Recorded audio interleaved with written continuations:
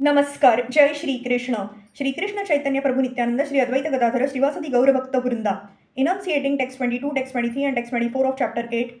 Manifestation of Brahma from Garbhodakshay Vishnu of third canto the status quo of Srimad Bhagavatam. Text 22. कालेन सो अजः पुरुषा युषाभि प्रवृत्त योगेन विरूढ बोधः स्वयं तदंतर हृदये अवभातं पश्चात पश्यत यन्न पूर्वम. At the end of Brahma's 100 years, when his meditation was complete, he developed the required knowledge, and as a result, he could see in his heart the Supreme within himself, whom he could not see before with the greatest endeavor. The Supreme Lord can be experienced only by the process of devotional service and not by one's personal endeavor and mental speculation. The age of Brahma is calculated in terms of Divya years, which are distinct from the solar years of human beings. The Divya years are calculated in Bhagavad Gita 8.17. Sahasra Yuga Paryantam Ahar Yada Brahmano Viduha. Brahma's one day is equal to 1000 times the aggregate of the 4 yugas, calculated to be 43 lakh years. On that basis, Brahma meditated for 100 years before he could understand the supreme cause of all causes. And then he wrote Brahma Samhita, which is approved and recognized by Lord Chaitanya, and in which he sings Govindam Adi Purusham Tam Aham Bhajami. One has to wait for the mercy of the Lord before one can either render service unto him or know him as he is. Text 23. Vrunala Gaura Yata Shesha Bhoga Paryanka Ekam Purusham शयानम फणात पत्रायुत मूर्धरत्न द्युभिरोहत ध्वांत युगांत तोये.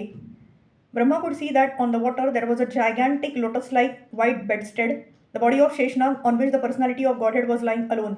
The whole atmosphere was illuminated by the rays of the jewels bedecking the hood of Sheshnag, and that illumination dissipated all the darkness of those regions. Text 24. Preksham Kshipantam Haritopaladraiha Sandhyabhra Niveruru रुक्म मूर्धनः रत्नोद धारौषधि सौमनस्य वनस्रजो Venu भुजांघ्रि पानघ्रैः. The luster of the transcendental body of the Lord mocked the beauty of the coral mountain. The coral mountain is very beautifully dressed by the evening sky, but the yellow dress of the Lord mocks its beauty. There is gold on the summit of the mountain, but the Lord's helmet, bedecked with jewels, mocked it. The mountains, waterfalls, herbs, etc., with a panorama of flowers, seem like garlands, but the Lord's gigantic body and his hands and legs, decorated with jewels, pearls, tulsi leaves, and flower garlands, mock the scene on the mountain. The panoramic beauty of nature, which strikes one with wonder, may be taken as a perverted reflection of the transcendental body of the Lord.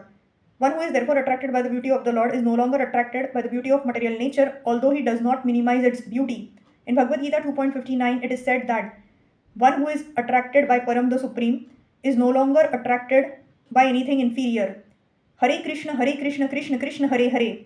Hare Ram, Ram Ram, Hare Hare.